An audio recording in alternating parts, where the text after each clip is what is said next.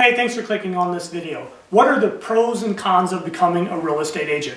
I'm a real estate agent in Beverly Hills and it's been very good to me and it may be a good career for you, but there are pros and there are cons which we'll get to in just a moment. Hey, if you're new to my channel, welcome to Real Estate Happens, the very first and longest running real estate show on the web. I'm John McQuilkin. Thanks for tuning in. Okay, the pros. The first pro is it doesn't require a college degree. Any educational level can join the ranks of being a real estate agent.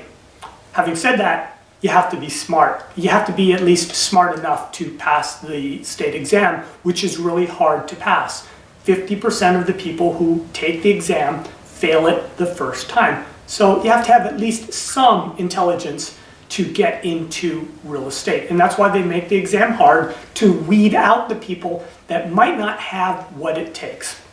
Okay, another pro is you make your own hours, which a lot of us entrepreneurs, that's what we like about real estate.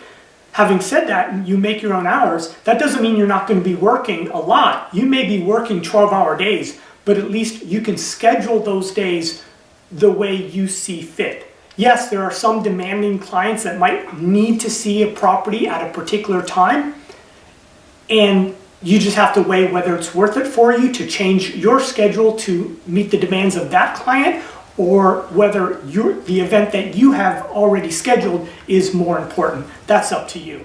Because some clients will run you all over town and end up not purchasing a house in the end. So that's just a decision you have to make when it comes to making your own hours. Okay, you don't have to sit at a desk all day.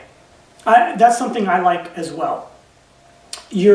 Part of the day you sit at the desk a little while to do paperwork and such, but the way I see it is, if you're sitting at a desk, you're not making money. The only way to make money is to get out into the marketplace, to meet people. You have to meet people every single day.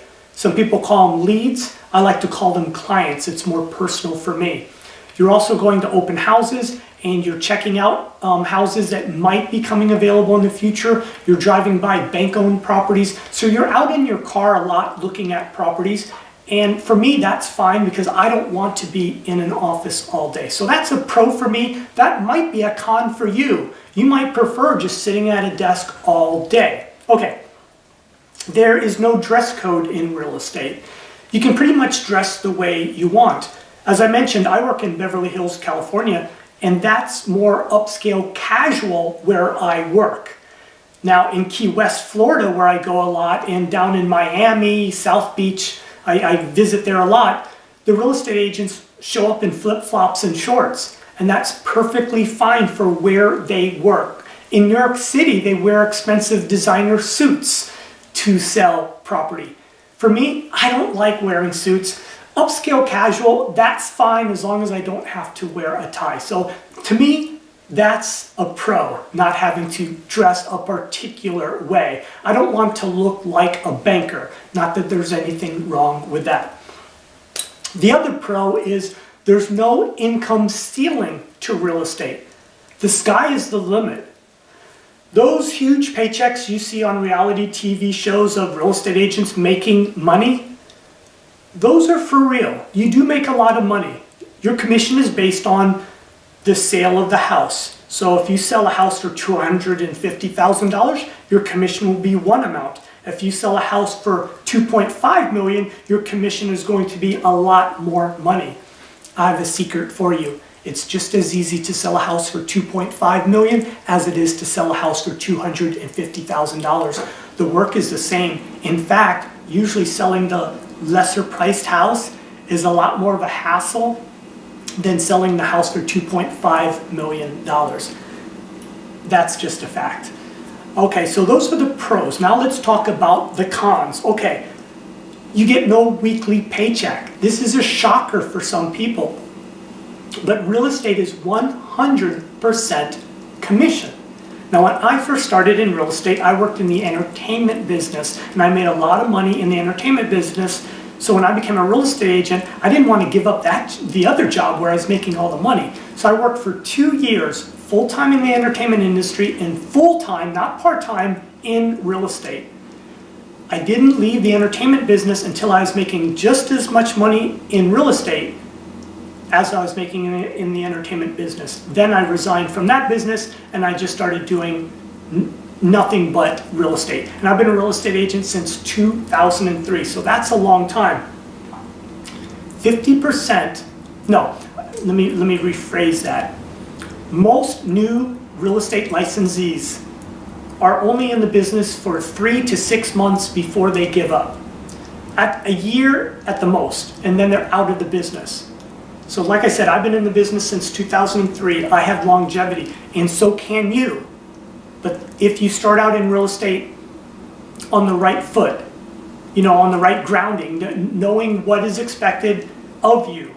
If you go into real estate thinking, oh, I'm just going to sit in a pretty open house and buyers are going to come in and they're going to buy the house and I'm going to make a ton of money,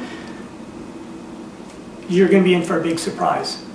You have to work to make real estate work. Real estate is a tough business, but there's nothing else I would rather do. I absolutely love it. The money is incredible, but you have to work. I just want to get that through your head. Okay, another con. Let me see what else I got here. There are no clients unless you prospect.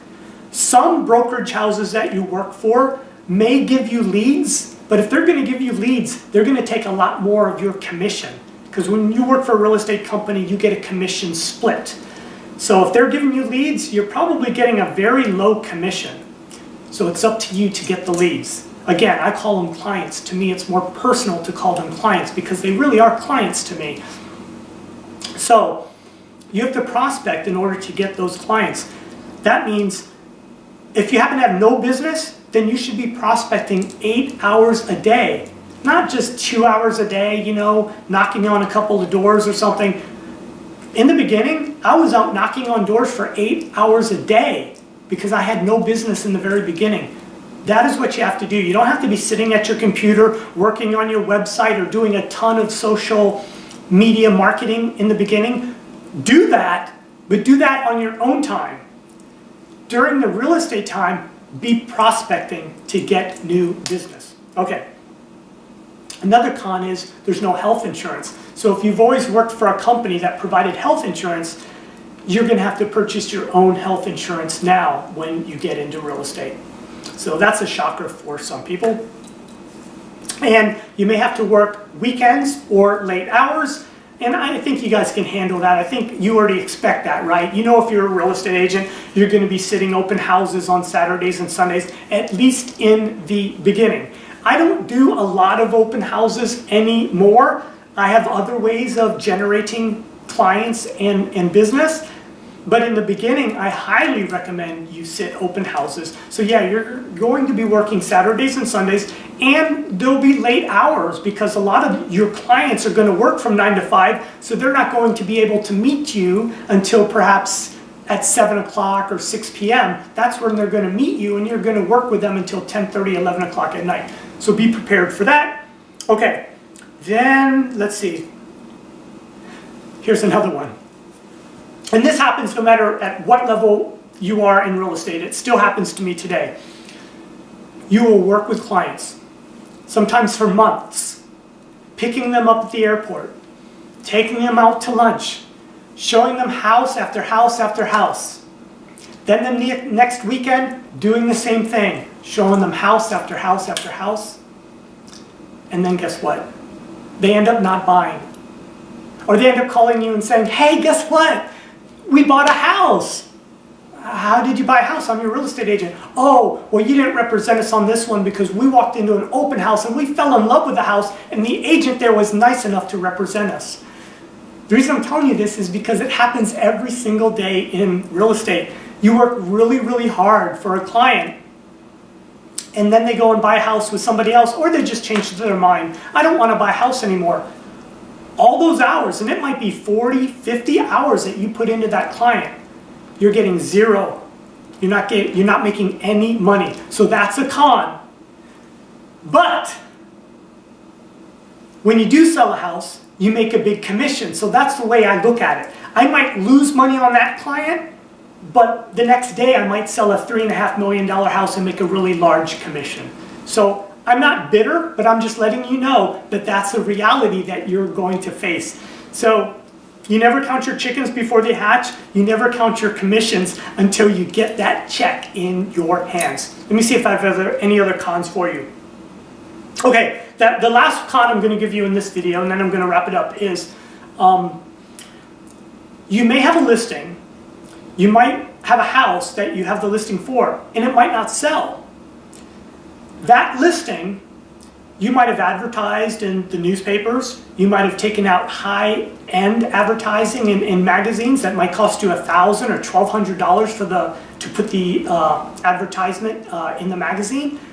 And again, just the weekly newspaper ads are like $250 a week to run these ads.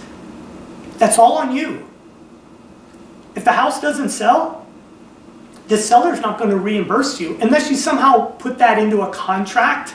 But I've never done that. So you eat all those costs. Now, some brokerage firms split those costs with you, and some will even advertise your properties for you, which is a good thing. But if they don't, when you don't sell, if the house that you're representing doesn't sell, you've lost all your advertising costs.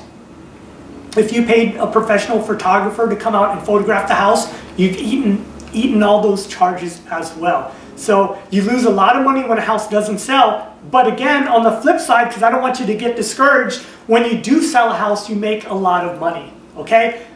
So for me, it's all worth it in the end. It is frustrating, but the way I look at it is that's just part of the business, and don't get into the business if you can't handle those types of things, like when a client decides to buy with somebody else, or when a house you're selling doesn't sell. It's just part of the business. Well, I hope this video helped you.